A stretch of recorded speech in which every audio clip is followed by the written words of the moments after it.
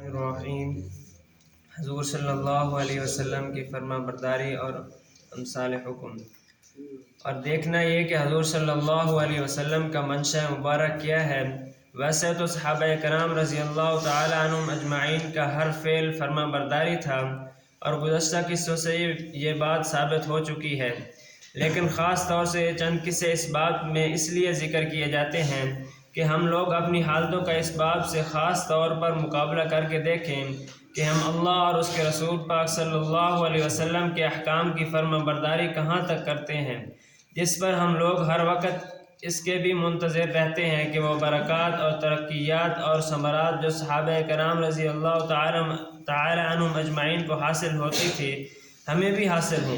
اگر واقعی ہم لوگ اس چیز کے متمنی ہیں تو ہمیں بھی وہ کرنا چاہیے جو وہ حضرات کر کے دکھا گئے۔ حضرت عبداللہ بن عمر رضی اللہ تعالی عنہ کا چادر کو جلا دینا۔ حضرت عبداللہ بن عمر بن عاص کہتے ہیں کہ ایک مرتبہ سفر میں ہم لوگ حضور صلی اللہ علیہ وسلم کے ساتھ تھے۔ میں حضور صلی اللہ علیہ وسلم کی خدمت میں حاضر ہوا۔ میرے اوپر ایک چادر تھی جو قسم کے رنگ میں ہلکی سی رنگی ہوئی تھی۔ حضور صلی اللہ علیہ وسلم نے دیکھ کر فرمایا، یہ کیا اوڑھ رکھا ہے؟ مجھے اس سوال سے حضور صلی اللہ علیہ وسلم کی ناگواری کی آثار معلوم ہوئے۔ میں گھر والوں کے پاس واپس ہوا تو انہوں نے چولہا جلا رکھا تھا، میں نے وہ چادر اس میں ڈال دی۔ دوسرے روز جب حاضری ہوئی تو حضور صلی اللہ علیہ وسلم نے فرمایا، وہ چادر کہاں ہوئی؟ میں نے قصہ سنا دیا۔ آپ صلی اللہ علیہ وسلم نے ارشاد فرمایا، عورتوں میں سے کسی کو کیوں نہ پہنا دی؟ عورتوں کے پہنانے میں تو کوئی مذائقہ نہ تھا۔ فائدہ: اگرچہ چادر کے جلانے کی ضرورت نہ تھی، مگر جس کے دل میں کسی کی ناگواری اور ناراضگی کی چوٹ لگی ہوئی ہو وہ اتنے سوچ کا محتمل نہیں ہوتا کہ اس کی کوئی اور صورت بھی ہو سکتی ہے۔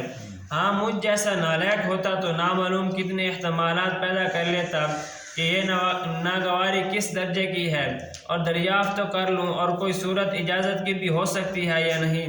حضور صلی اللہ علیہ وسلم نے پوچھا ہی تو ہے، منع تو نہیں کیا، وغیرہ وغیرہ۔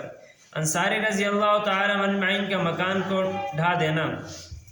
حضور اقدس صلی اللہ علیہ وسلم کا ایک مرتبہ دولت قدہ سے بحر تشریف لے جا رہے تھے۔ راستے میں ایک قبہ دیکھا جو اونچا بنا ہوا تھا۔ ساتھیوں سے دریافت فرمایا کہ یہ کیا ہے؟ انہوں نے عرض کیا کہ یہ فلاں انصاری نے قبہ بنایا ہے۔ حضور صلی اللہ علیہ وسلم سن کر خاموش رہے۔ کسی دوسرے وقت وہ انصاری حاضر خدمت ہوئے اور سلام کیا۔ حضور صلی اللہ علیہ وسلم نے اعراض فرمایا، سلام کا جواب بھی نہ دیا۔ انہوں نے اس خیال سے کہ شاید خیال نہ ہوا ہو دوبارہ سلام کیا۔ حضور اقدس صلی اللہ علیہ وسلم نے پھر بھی اعراض فرمایا اور جواب نہیں دیا۔